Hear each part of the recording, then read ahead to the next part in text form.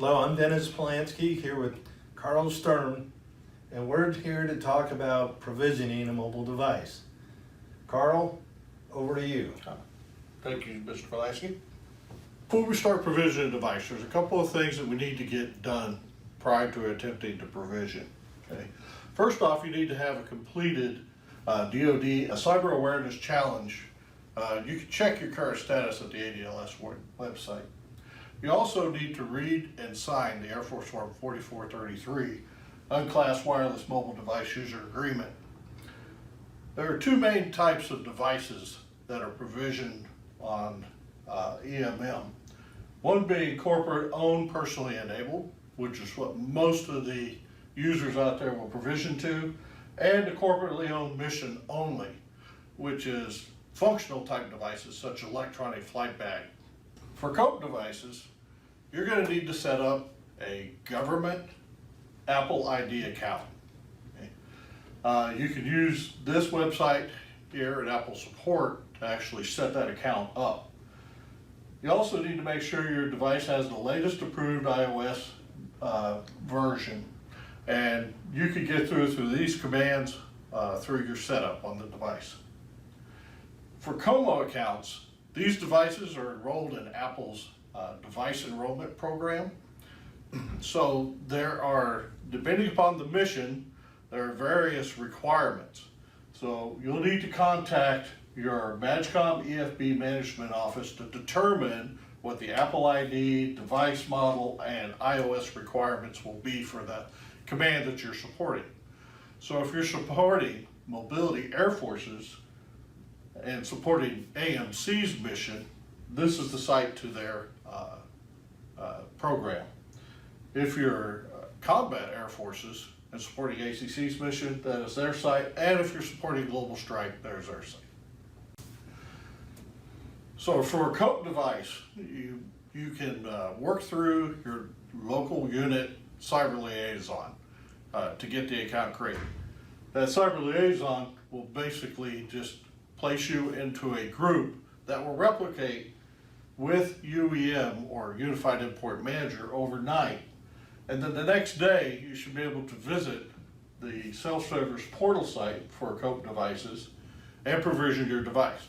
The same is true for COMO devices, but usually the MAGCOM EFB Manager will let you know when you can visit this site to provision a COMO device. Okay, Mr. Polanski is actually visiting the COPE site to provision a device. As you can see, he's come up to the self-service portal sign-in screen. We recommend you use either Google Chrome or Microsoft Edge are the best browsers to visit this site with, although you can access it through Internet Explorer. He's going to go ahead and hit the OK to agree to the terms. And he's at the self-service portal because he now has an account within Unified Endpoint Manager. What he's going to do now is add a device by coming up to the plus sign over there next to the other device he already has provisioned, and he'll click that to activate a device. Okay, now he's going to tell it what type of device he's going to provision. So in the drop down, he happens to be provisioning an iPad, so he'll select iOS device. At this point, he's going to be setting up an activation password, which will be used to allow the device into UEM to provision. And if you notice, it does have password requirements, minimum of 8 characters of length, 1 number, 1 lowercase letter, 1 uppercase letter, and 1 special character. Okay, once he set up the device, he can actually leave this screen on. So when we go to actually provision the device, this is a QR code that can be used to actually activate the activation. Or he could use the password, activation password he just set up. Either method will work. Okay, we're going to start by powering on the device. Okay, once we get started provisioning, we'll need to set this up on Wi-Fi. In this case, we're going to set it up to a device that Mr. Polanski has in the room. Okay, now that Mr. Polanski has set up his Apple ID from his government account using his government email, we can continue on through the rest of the setup. And we'll just continue on pressing through the screens here. We don't necessarily need or want Siri on there, so we'll pass that. We can set the screen time and iCloud analysis up later if we wish to. And app analysis we won't use very much. Go ahead and say OK for True Tone and hit continue. Continue. Continue. These are basically just explanations of features that you have on the device. Okay, so it brings you to the Welcome to iPad screen. Just swipe up. Okay, this will bring you up to your home screen. As we talked about, you want to make sure you're at the latest OS, approved iOS version. You can look into your settings and actually go to About. Okay, on this particular version of device, version is listed right here. In this case, it's 12.1.1. We'll go ahead and leave that there for now. And we'll exit out of settings. Next step is we need to get the UEM client on the device so provisioning can start. So you'll see an icon that says App Store. Click on the App Store. I'll give you the welcome. We're going to go down here and go ahead and hit allow for App Store to access your location. We're going to do a search. And up in the search bar, you can type BlackBerry UEM client, or sometimes if you just type UEM, it will show up. Here it is here, BlackBerry UEM client. We'll do a search for that. And this is the app that we're looking to download. So we're just going to go ahead and hit the Get button, and it'll process, and it'll ask you for your Apple ID, which I'll have Mr. Polanski enter in. UEM client has been downloaded. You can go ahead and open the application, and it'll have a user agreement. Go ahead and read all that and say I agree. At this point, you can use the self-service portal, the QR code that was established when you added a device. Point this device at it and hit the camera, and it will actually activate through there. Or you could go ahead and use the activation password you set up in the self-service portal. I'll have Mr. Polanski go ahead and use that. And once you've entered your activation code, BlackBerry UEM will go through activating device screens.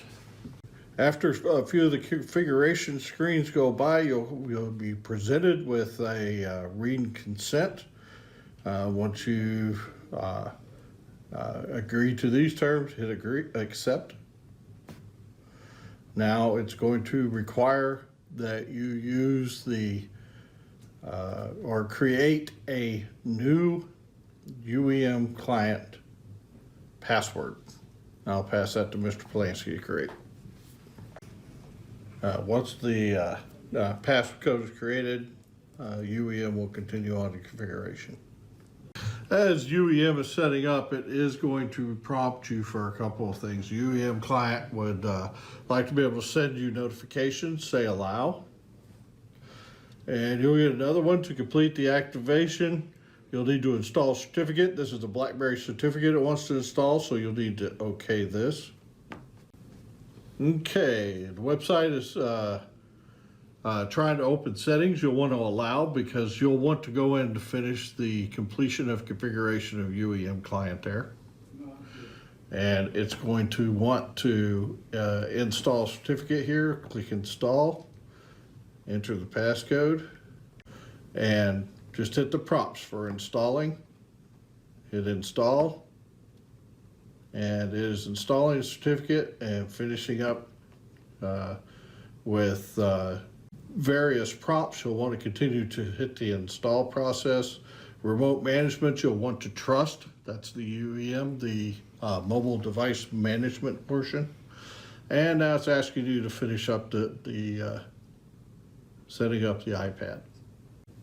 So we should be able to go over to this page on the desktop. You'll actually see UEM client loaded.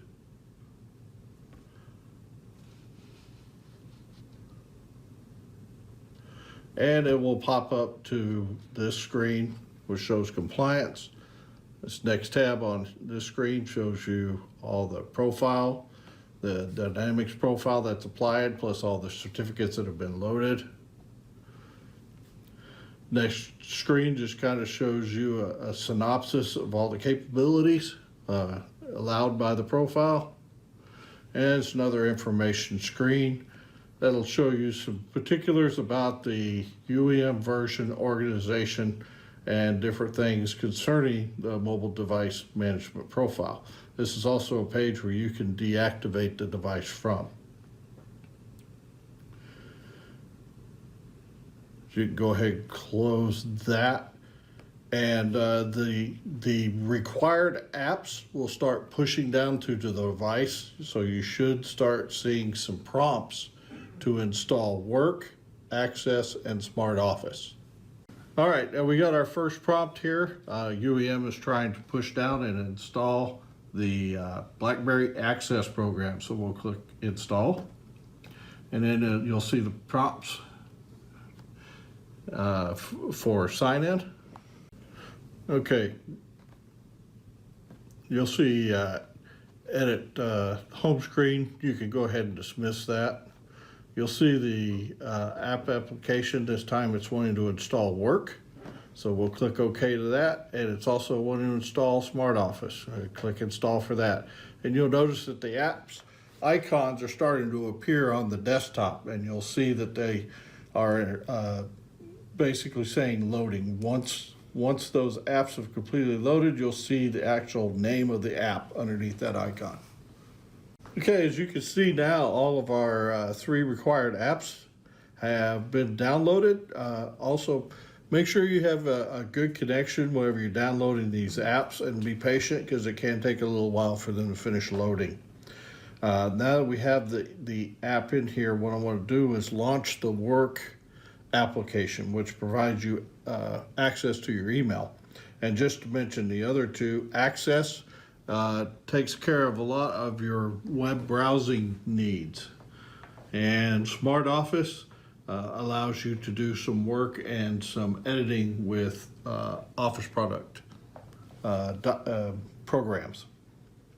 So we'll go ahead and launch Work, and it should prompt us for the it will prompt you for sending you notifications. Always click allow on that.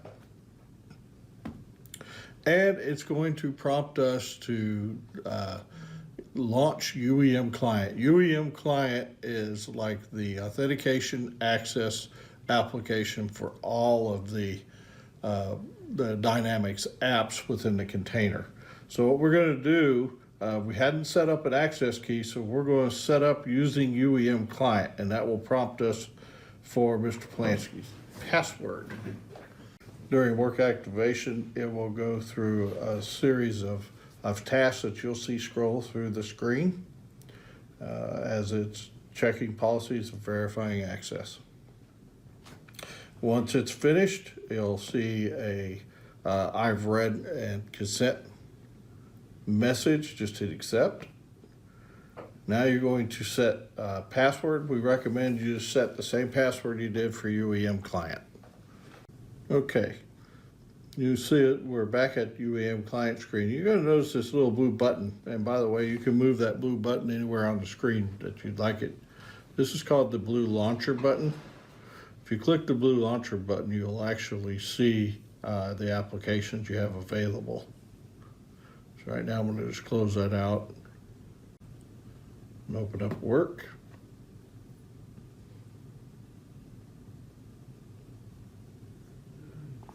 Enter password for UEM Client.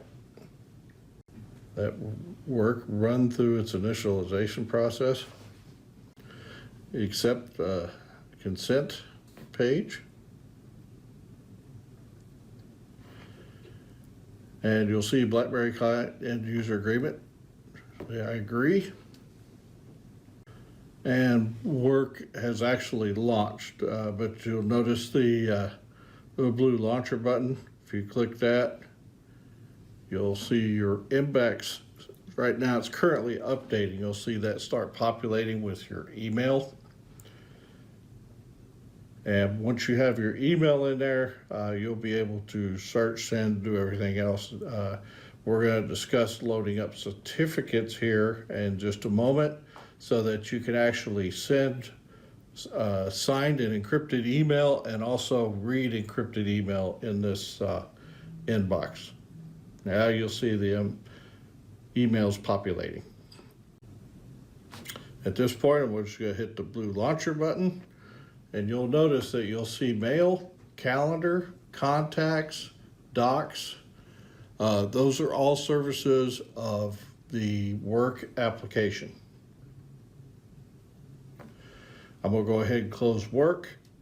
I'm gonna go ahead and launch Access just to get it activated. And then we'll launch Smart Office to get that activated. And we'll let Mr. Polanski put his client password in. And you'll notice that the Access is also taking you through, showing you all the processes and presenting you with the consent form. Just hit accept. And Access is wanting to access your location. I always click always allow. Hit I agree. And you should see Access default web page, which is the portal page, pop up. There you are at the portal page. If I hit the launcher button, I'm going to notice now that I also have a browser, and that's because we have activated Access. So I'll go ahead and close that out. Click on Smart Office to get it initiated. And of course, it wants to open UEM client, so always select Open. And once again, we need to authenticate into UEM client. And Smart Office will also go through its initialization steps, and you'll see that flow continue. And again, we've presented with the consent page, just accept. And you'll see the EULA for Smart Office. Just click the little I agree at the bottom. And you'll see Smart Office is now ready to accept files. If we click the blue launcher button, you actually see Smart Office in that pane. Now, like I said, you could use this launcher button as a convenient way to jump from one program to the other. So we're on Access at this point. If I click the blue launcher button to hit Mail, it will take us to our email. And that's basically what we need to set that all up. The next step I want to do is take you through loading up your certificates. Your certificates can be obtained from the Air Force PKI SPO, which we'll have in a separate video how to acquire and download those certs. So we'll show you how to upload the certs and get them onto the device in this next section. Back at the self-service portal, you notice that we can actually now see the device that we've added to UEM. And you also notice different actions that you can take on the device. You can lock your device if by chance you've lost it, need to report that stolen. You can unlock the device and clear password if you had ever forgotten your password to your device. You should be able to clear and reset it. You can also delete all device data, which essentially returns the device back to a factory reset, back to out-of-the-box conditions. And you can also select to delete only work data, which basically removes the mobile device management portion off of the iPhone while leaving it intact at whatever configuration it was set at. But right now we want to load certificates, so we're going to select certificates over here. And you'll notice what it comes up with somewhat of a large screen once it settles here, and we will be able to add both your signature and encryption cert through this. Okay, what you'll do on the certificate screen is just click the plus sign over there on the right hand side of this bar, and it's going to bring up a dialog box. One thing you want to sure to do is apply the certificate to BlackBerry Dynamics enabled devices. This is what will allow it to prompt you for credentials on the device once it downloads. So you'll go ahead and hit browse and browse to the location that you've saved your certificates. Mr. Polanski's going to select his signature certificate and hit open, and then click add, and that will add that certificate up to the site to download. Now he also wants to upload his encryption cert, so he'll just hit the plus sign again and then browse or select BlackBerry Dynamics enabled devices, browse to his encryption cert and add it. You can also add older encryption certs if you have emails that were encrypted with the older cert that you want to be able to open, and it'll function just the same way. Okay, you see both certs are uploaded, and now we'll wait for the device to prompt us when the certs are pushed down to the device. And we'll go ahead and launch work and see if we can't get it to prompt to push the certs at us. But normally the certs will push down to the device. Here we go. So it's prompted us for Mr. Polanski's signature cert password that he set when he acquired it, like we did in our previous video of acquiring this signature cert. Okay, you see in the background, sometimes this will happen. It's prompted us for the S-MIME PIN that we want to create for this cert. So what I'm going to have Mr. Polanski do is type in a PIN. We recommend you use the same PIN that you do for your CAC. It'll make it a lot easier. So now we got the second prompt for his encryption cert.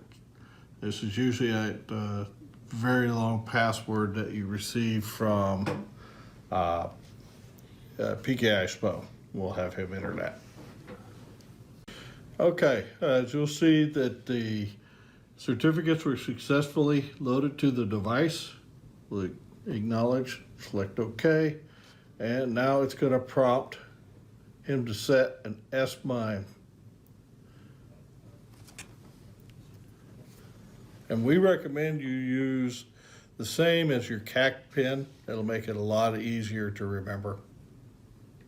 Okay, as you can see, his email is populated. You can test to ensure your certificates are actually loaded and ready to use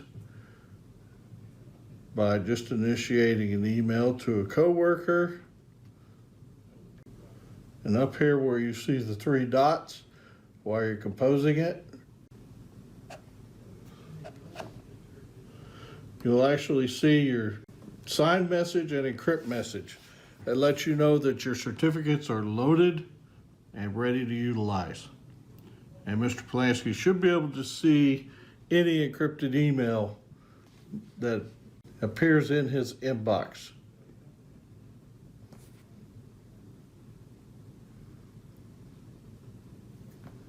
This last slide, just kind of showing you some key resources that you provision your device. If you do need any answers, to take a look at frequently asked questions, or if you have any other questions about the mobile program, you can visit the Air Force Enterprise Mobility site at this link. Also, if you have any questions on the COMO devices, those electronic flight bags, you can I just kind of relisted the MAGCOM websites here, which has all the information about getting accounts, creating accounts, all the policies and rules involved with that. And as usual, you can always utilize your local comm focal point or cyber liaisons. And this is a link on this site to a list of MatchCom POCs should you need it.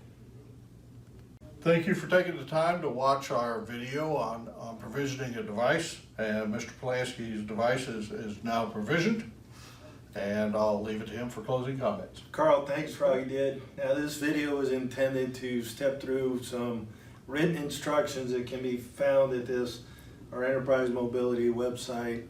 Once again, supplemental to help walk through this, and we appreciate any feedback that you can get to us, and look forward to seeing more videos out there on how to use the Enterprise mobile capability a little bit better.